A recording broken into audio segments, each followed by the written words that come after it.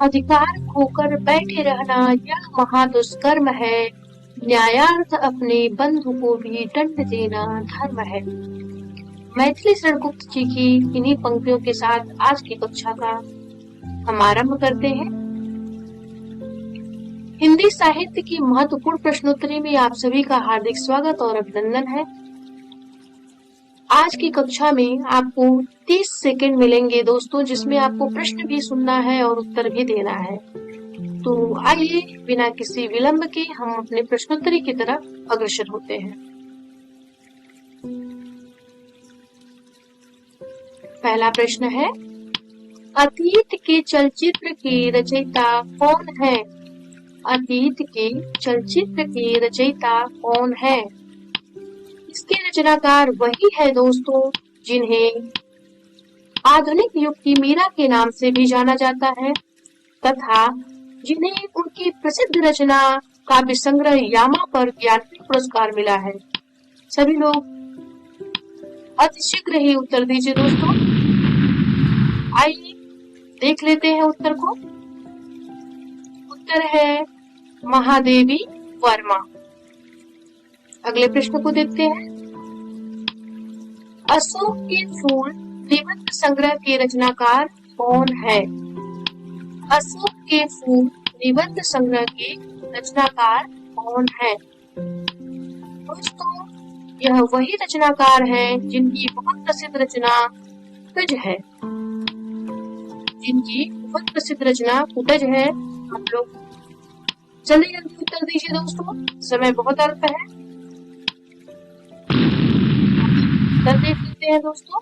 उत्तर क्या है? तो उत्तर है हजारी प्रसाद द्विवेदी जी। अगला प्रश्न देखते हैं। अष्टछाप के सर्वश्रेष्ठ भक्त कवि कौन है?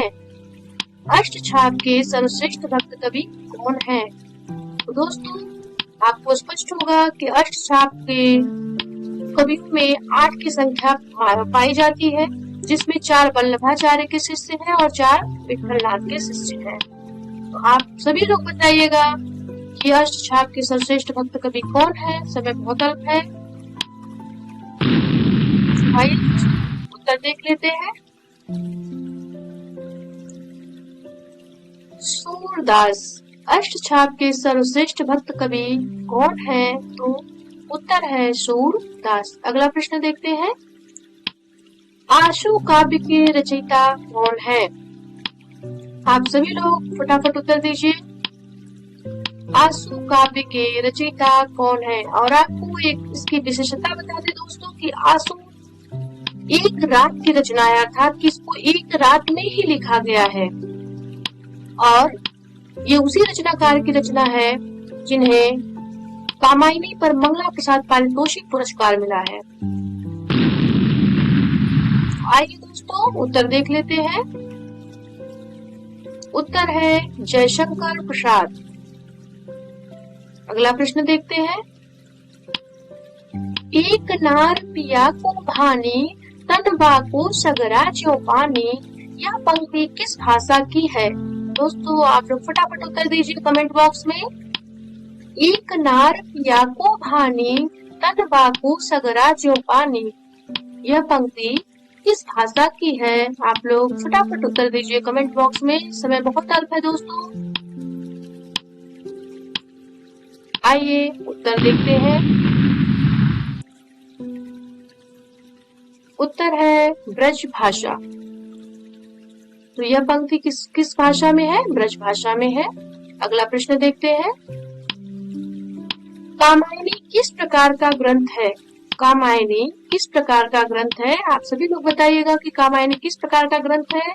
इसके रचनाकार कौन है दोस्तों? यह भी आप लोग कमेंट बॉक्स में टाइप करिएगा। और इस कामायनी रचना पर कौन सा पुरस्कार मिला है? इसमें कितने सर्ग है? ये सभी लोग आप लोग अवश्य टाइप करिए, फटाफट टाइप करिए। समय बहुत अल्प है आपके पास, मात्र 4 सेकेंड। तो आइए उत्तर देखते हैं। कामायनी महाकाव्य है। यह जो कामायनी रचना है यह जयशंकर प्रसाद की है और इसमें 15 सर्ग है और इस पर मंगला प्रसाद पारितोषिक पुरस्कार जो है मिला है जयशंकर प्रसाद जी को। तो आगे आइए देखते हैं।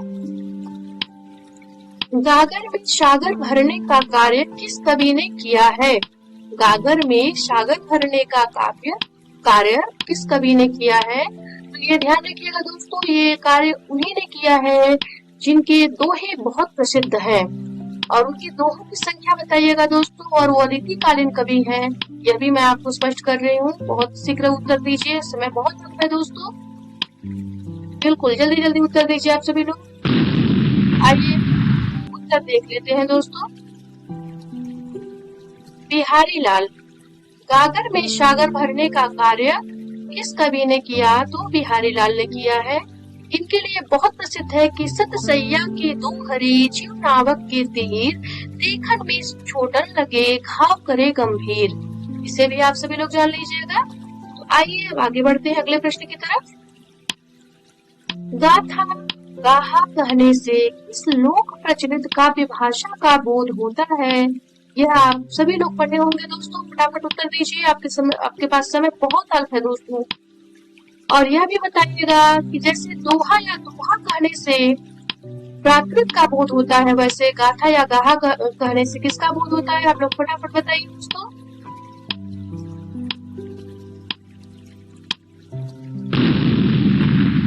आइए उत्तर देख लेते हैं।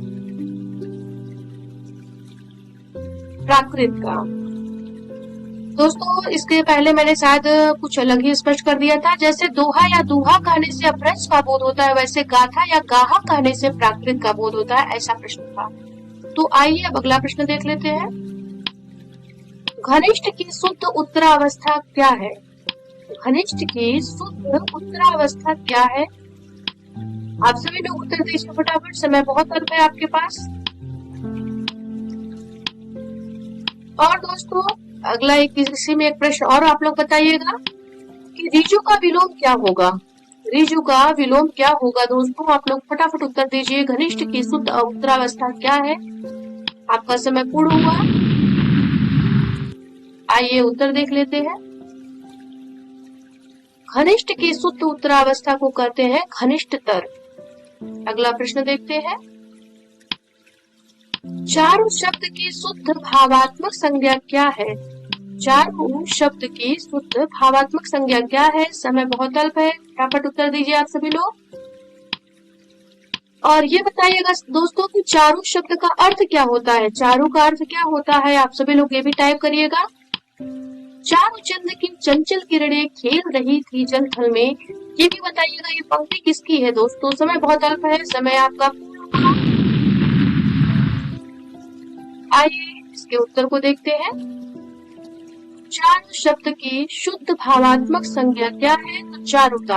और चारु का अर्थ क्या होता है? तो चारु का अर्थ होता है दोस्तों सुंदर। आइए अगला प्रश्न देखते हैं। चिंतामणि के रचयिता कौन है? चिंतामणि के रचयिता कौन है दोस्तों? और चिंतामणि जो रचना है ये कितने भागों में रचित है? यह ग्रंथ जो है कितने भागों में है, यह भी बताइएगा। और चिंतामणि का लेखन अर्थात प्रकाशन वर्ष क्या है, ये भी दोस्तों आप लोग बताइएगा।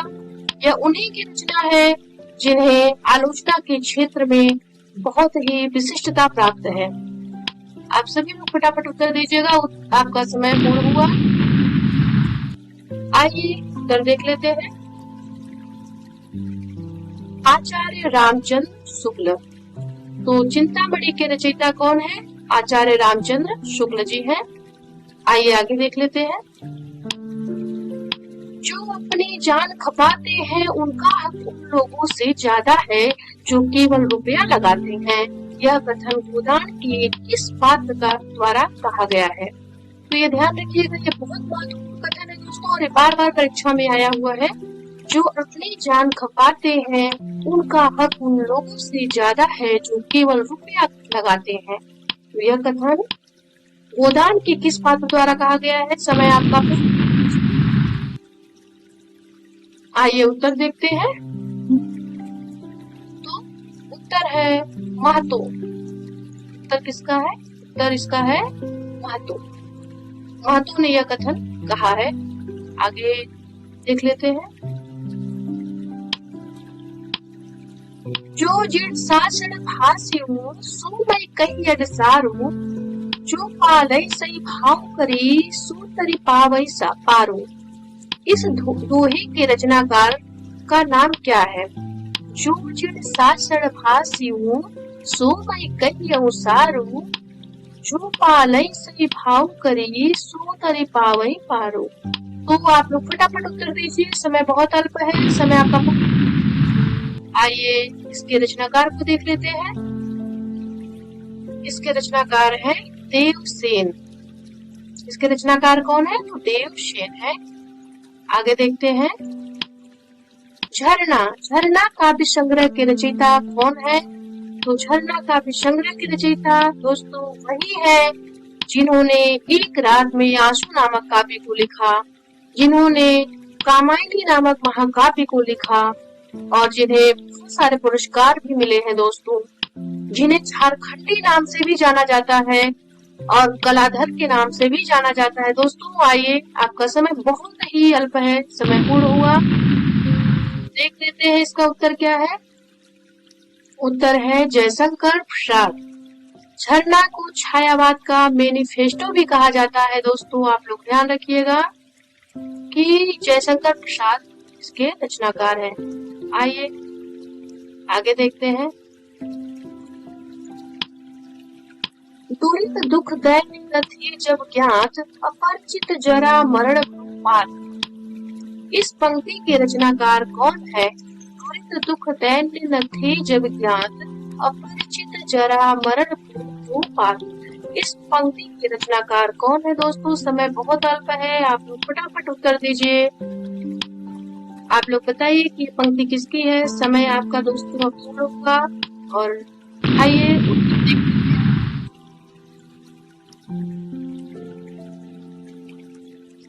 उत्तर है सुमित्रा नंदन पंत। उत्तर है सुमित्रा नंदन पंत। अगले प्रश्न को देखते हैं।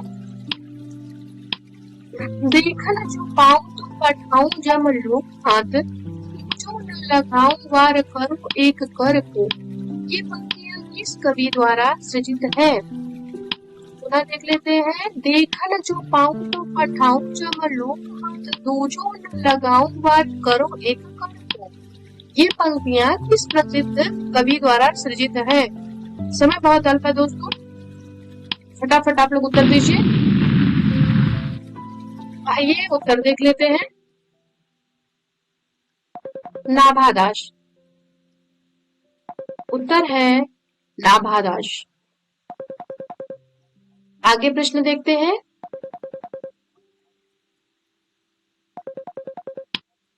दोहा कोश के रचयिता कौन है? दोहा कोश के रचयिता कौन है? तो आप सभी लोग बताइएगा और यह भी जान लीजिए दोस्तों, इसके रचनाकार वही है जिन्हें एक ही रचना लिख करके ख्याति प्राप्त हुई है और जो सिद्ध साहित्य में एक प्रसिद्ध कवि के रूप में हमारे सामने आते हैं। जी बिल्कुल दोस्तों, आइए आपका समय अब पूर्ण हुआ तो उत्तर की तरफ अब शुरू। उत्तर है सरहबा। आगे देखते हैं। नमक का दरोगा कहानी के लेखक कौन है? नमक का दरोगा कहानी के लेखक कौन है? तो दोस्तों इसके लेखक वही है जिसे उपन्यास सम्राट, कथा सम्राट के नाम से जाना जाता है, जिसे नवाब राय के नाम से जाना जाता है, धनपत राय के नाम से जाना जाता है। दोस्तों आप लोग फटाफट उत्तर दीजिए, समय बहुत अल्प है दोस्तों। बिल्कुल समय आपका पूर्ण हुआ। आइए उत्तर देख लेते हैं। प्रेमचंद। इसके उत्तर में आपको प्राप्त हुआ प्रेमचंद जी। चलिए आगे अगला प्रश्न देखते हैं। नागानंद नामक संस्कृत नाटक की रचना किस शासक ने की है? तो आप लोग उत्तर दीजिए फटाफट। नागानंद नामक संस्कृत नाटक की रचना किस शासक ने की है? आप लोग स्पष्ट करिएगा दोस्तों, समय बहुत ही है आपके पास, फटाफट उत्तर दीजिए।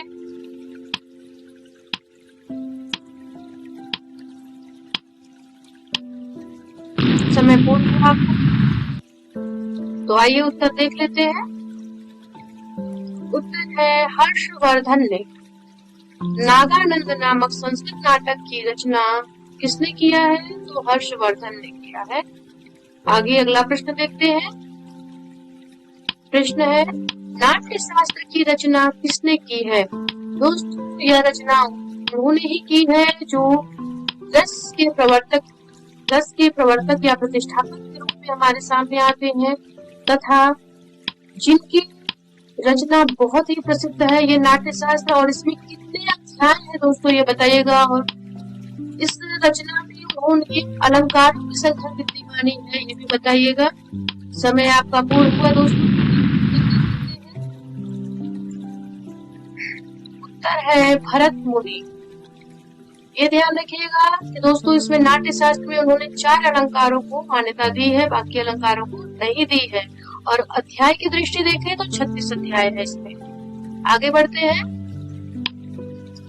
निराला के राम तुलसीदास के राम से भिन्न और भवभूति के राम के निकट है, यह कथन किस हिंदी आलोचक का है?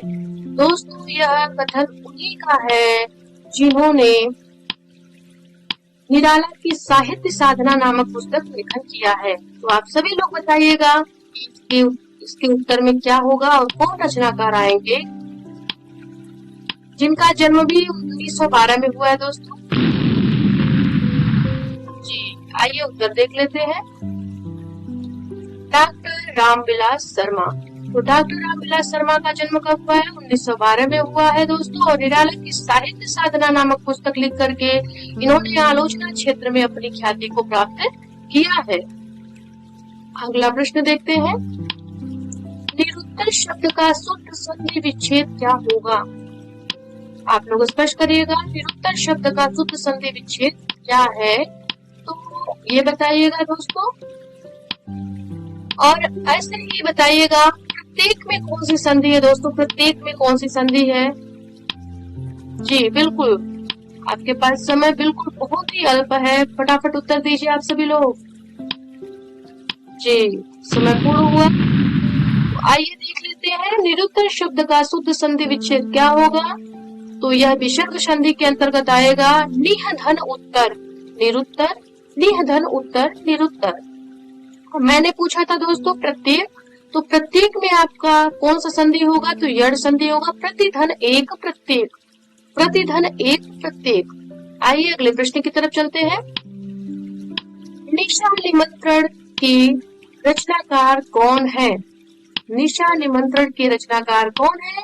तो दोस्तों निशा निमंत्रण के रचनाकार वही है जिन्हें हालावाद का प्रवर्तक कहा जाता है, जिन्हें हालावाद का प्रवर्तक कहा जाता है दोस्तों। और यह जो है साहित्य में अपने एक महत्वपूर्ण ख्याति के साथ हमारे सम्मुख स्पष्ट होते हैं। तो आप समय बहुत अल्प है दोस्तों, फटाफट बताइएगा।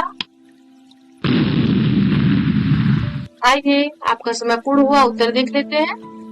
तो निशा निमंत्रण के रचनाकार हैं हरिवंश राय बच्चन जी। हरिवंश राय बच्चन की रचना है निशा निमंत्रण और हालावाद के प्रवर्तक के रूप में भी ये माने जाते हैं। आइए दोस्तों अगले प्रश्न की तरफ चलते हैं।